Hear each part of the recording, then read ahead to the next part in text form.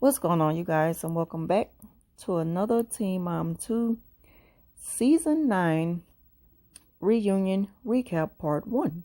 Now, the show starts off recapping all the drama from last season's reunion with the drama between Kel and Brianna and the fight during the reunion show.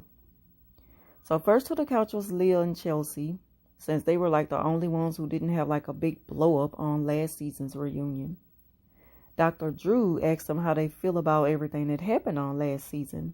And Leah, she mentions out of everything that happened on, this season, she said the thing that stuck out to her the most was Aubrey and her situation with, wanting to see her dad and talking about Adam and him and his constant letdowns and just not being there. And out of all the seasons of Teen Mom 2, I cannot recall, on any of the seasons not seeing him like on this season. I don't think even if they did show him on one of the episodes this season, I don't remember seeing him at all. So I don't even remember how Adam looked anymore because I just don't remember seeing him on this season. And then Dr. Drew asked their thoughts on Barbara and her comments on Instagram Live about killing Kel and all that kind of stuff. And Chelsea was like, when I seen that, I was like, what the hell? So Leah, she gets to sit down first on the couch, and Chelsea is going back to the backstage.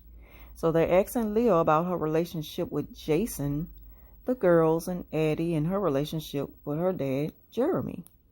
She said that Addie has mono, and that she's been on antibiotics for a month, but they're monitoring it to make sure that it doesn't get any worse. And then they asked her about Jason, and she said when it wasn't working out, she just called it a quits. She just wasn't going to try to prolong this relationship, knowing that she wasn't really into him like that. But he didn't take the breakup very well. He even started stalking her on social media. And she said that he would pop up to the house and all that kind of stuff. Just crazy. She said that she's glad that she followed her instincts about him because for a long time, she used to dismiss her feelings about, her own feelings and which she shouldn't accept just to make sure that other people are happy. And I was glad to hear Leah say this. This shows growth in her. That you should always put yourself first. Love yourself and put yourself first. And I just like this new Leah. She also said that she's glad that her girls are aware of her being a teen mom and how difficult it was. And because she don't want to see them being young parents. And she was like, because they said, we don't want to be nothing like you. So Dr. Drew asked her, how did she feel about them saying it? So she was like, I didn't take it, in a bad way. It's a good thing because I'm glad that they don't want to be a teen mom. And I'm like, yeah, that's true. I just wasn't expecting her girls at their age to be talking about something like that again. It's like it always goes back to them holding conversations that little girls at that age shouldn't be talking about. But I guess, it's a good thing. But then you look at their age, why are y'all even thinking about that? Who's having these conversations in front of y'all for you to even be thinking about that? So now Jeremy joins Leah on the couch, and they ask him how he feel about,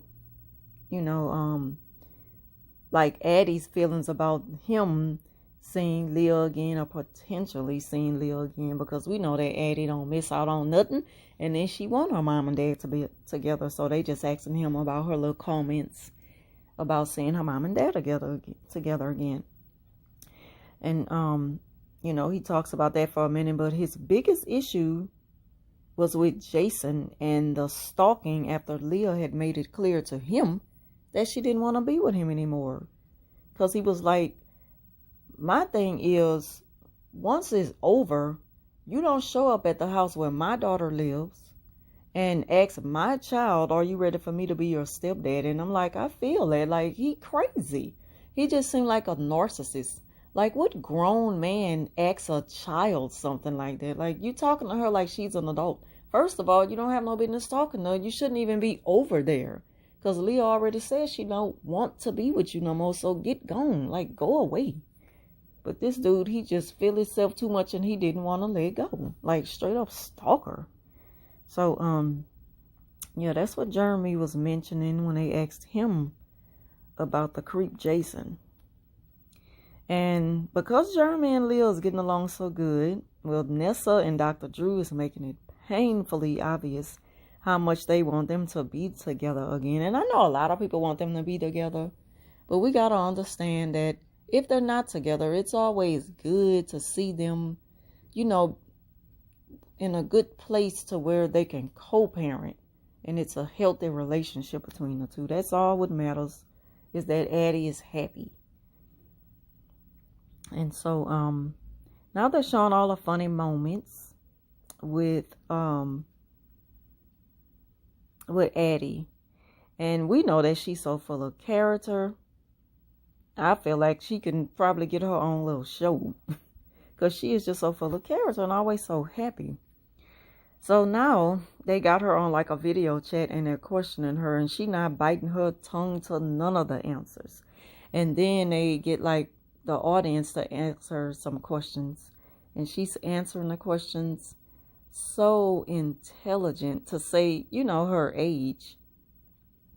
So she's so sweet. And I just love Addie. She's just so joyful and always a happy little girl. So next up is Catelynn to the couch. And they recap everything that's happening with her this season. The first thing they asked her is about her relationship with Chris. She claims that they're not talking. It's been 2 weeks. And I was like, I should have seen that coming. I just don't see her being with nobody for a long term. I just don't see her being with nobody. But anyway, she said, and the reason why is because she threw a baby shower. So I'm like, now she in the business of planning. So she threw a baby shower for one of his close friends, a baby mama. And she found out at the baby shower that a chick Chris was messing with was sitting next to her at the baby shower. I'm like, oh my God, straight up cutthroat to the bone. So, anyway, that's why it's over between them. So, she says that, things are going pretty good with her and her sister. And, you know, this is the sister that she reconnected with this year, this season on the show. She said, you know, even though they not like click tight on a click tight level yet, that it's still a work in progress. So, you know, they're still talking and getting along pretty good. So it's so, especially to say that they didn't grow up together. So that's what's to be expected out of them. Michaela, I think that's her name, Michaela. She said Michaela also mentioned that she should be single for a while and forget about Chris and dating and all that kind of stuff. And I say the same thing. That she should just focus on herself, her boys, and their new home. Stop worrying about dating. So she said that she never wanted any drama with Janelle because they asked her about the peace offering. And then she was like, because I really wanted to give it to her face to face, but I didn't get a chance to give it to her face to face. So I gave it to her. You know, we seen what happened on the show. Janelle felt played and she set it on fire, did a video of it so Kel could see. And yeah, we know how the rest of that went. And then she said, since all the stuff that Barbara had to say about her on Instagram Live, she's not even worried about making peace with her no more. She just washed her hands of it all and she's done with it. She said, I'm done trying to make peace with it all, so it's whatever. And then they was like, with all the drama that happened last season with Brianna, her main concern this season was safety. So she made up her mind at the last minute to agree to come into the reunion. And I'm like, now tell me this not petty. Sometimes I just kind of wish that they would just replace her with somebody else because, I don't know. And she got this attitude like they need her on the show in order for the show to keep going. Like she really got that mind frame that she can't be replaced. I mean, they got so many people out there with the same story to tell, but just probably a better attitude than hers. So next to the couch is Brianna, and she just looking back at her storyline for the season. And she says that she was looking forward to sitting on the couch with the girls But she was like, but since everything happened the way it did last season, I can understand why it didn't happen at the same time. I wish that we could all sit down together and, do the reunion together. She said, but, maybe next season, if there's a next season. And I'm like, now where'd that come from? And then she laughs and winks her eye. So I'm like, what's she trying to get to? So I'm going to look into that. And so, I guess they just made it. It really dawned on me that I'm noticing, they are sitting separate and having separate interviews. Like, they're not all on the couch together. So I wonder, are they going to get them out for part 2 or part 3? At the end when the family come out and all of the kids. So are they going to do that? Or is it still too unsafe to have them all together in the same room? Like, that's crazy. All this time that went by and they still with the BS. And so, I was like, girl, whatever, because you ain't going nowhere. You ain't got nothing going on with you right now to give up those checks that MTV's issuing you. And so there's a scene with Brianna driving and Devon is on the passenger side and he is like towed up. I mean, half of his shirt is on him. He's still holding a drink. Look like he got a wristband on from the club from last night. I missed the part of what happened. I think they say he left Nova at the house by herself. I'm not sure. Don't quote me on that. But we'll find out, I think, on Reunion Part 3. Probably next week. But we'll see next week. And so he's like 2 sheets to the wind. He's wasting a drink. And Brianna was like, you wasting your drink in my car. And you could tell she was aggravated. Poor Nova was in the back seat just looking so sad. So next up to the couch is, let's see. So Brianna, boo. John came to the couch. And they're asking him, how do he feel about her baby daddies? I'm like, why are you asking that dude about them? That man don't want to talk about that. And then they immediately put him on a spot like, do you see yourself marrying Brianna? Like, why ask him that? Like, how about ask him, how do he feel about her? And then they ask him how he feel about her. And she spoke for him like, he say I'm aggravating, I'm stubborn, I'm annoying, I stress him out. And they was like, is this true? And he said, yeah. And she was like, I don't stress you out. He was like, yeah. So that's pretty much all they talked about. Apparently, she stresses him out. So maybe she needs to just kind of slow down with this relationship. Because I'm sorry, I just don't see it happening.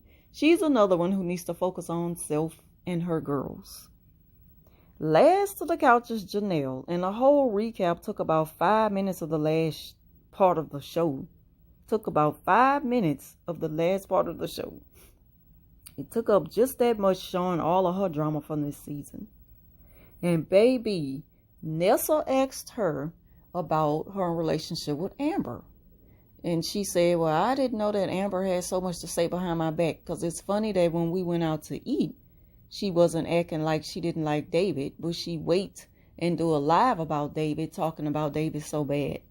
And then Nessa said, well, you did the same thing to me. And she was like, huh?